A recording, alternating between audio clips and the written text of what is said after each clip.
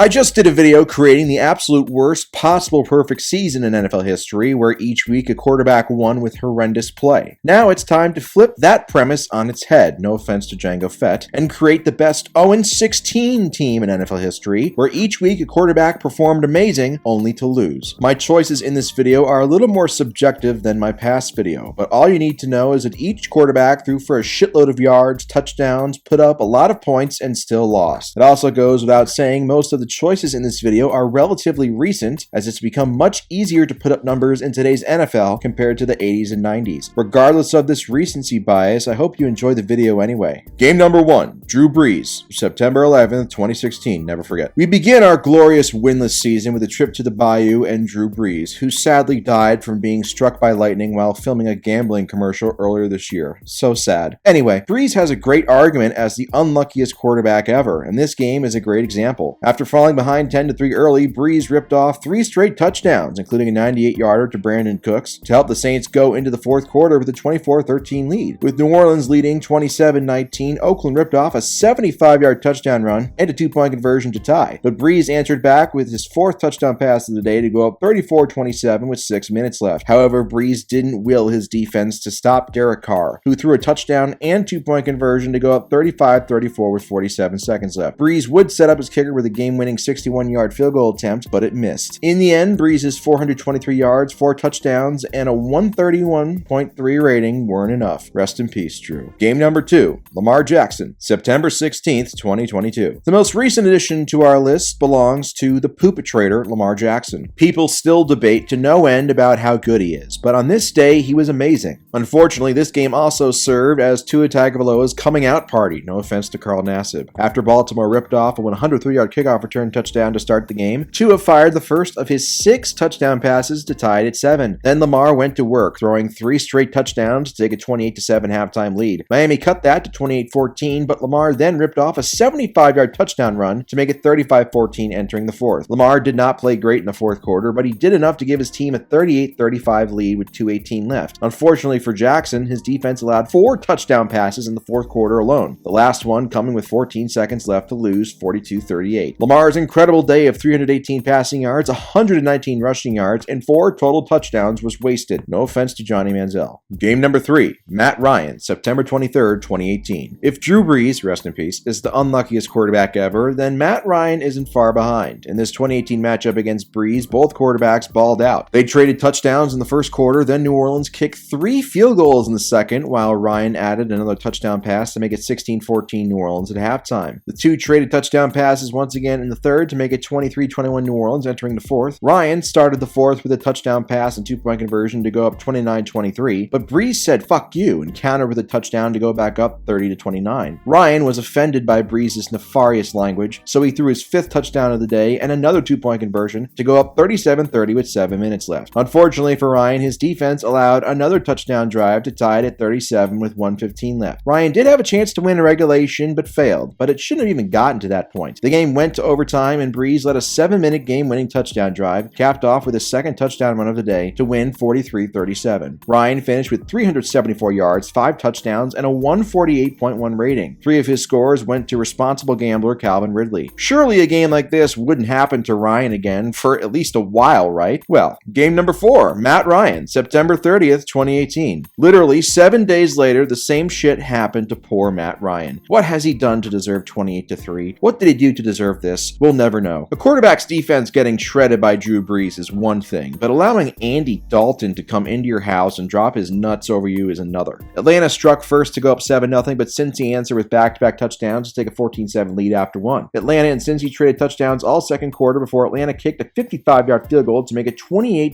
Cincy at halftime. The third quarter saw just an Atlanta field goal to make it 28-27 Cincy entering the fourth. Ryan found the gambler, not Kenney Rodgers, for a touchdown, but the 2-point conversion failed to go up 33-28. The teams exchanged field goals to give Atlanta a 36-31 lead with 4 minutes left. Then Ryan's defense allowed Dalton to convert a 3rd down and 2 4th downs before finding A.J. Green for the game-winning score with 7 seconds left to go up 37-36. In these 2 games, Ryan completed 74% of his throws, averaged nearly 400 yards per game, put up 8 touchdowns, no interceptions, for a 144.7 rating, and averaged 36.5 points just to go 0-2. Why couldn't this happen to Tom Brady instead? Seriously, what the the fuck. Game number 5, Tony Romo, October 6, 2013. Tony Romo left a polarizing legacy. Some consider him to be a great quarterback who was just absurdly unlucky, and others view him as nothing but a stat patter who crapped himself in big moments. The truth, like most things, lies somewhere in the middle. But Romo's matchup against the historic 2013 Broncos offense led by Peyton Manning proved both his supporters and detractors right at the same time. This was a game of runs, no offense to people who accidentally shit their pants. Dallas started off with a 17-7 run before Denver went on a 21-0 run to go up 28-17, and then 35-20 midway through the third quarter. Then Romo exploded with 4 touchdown passes during a 28-6 Dallas run to give Dallas a 48-41 lead with 7 minutes left. Denver, though, calmly answered with a long-ass touchdown drive to make it 48-48.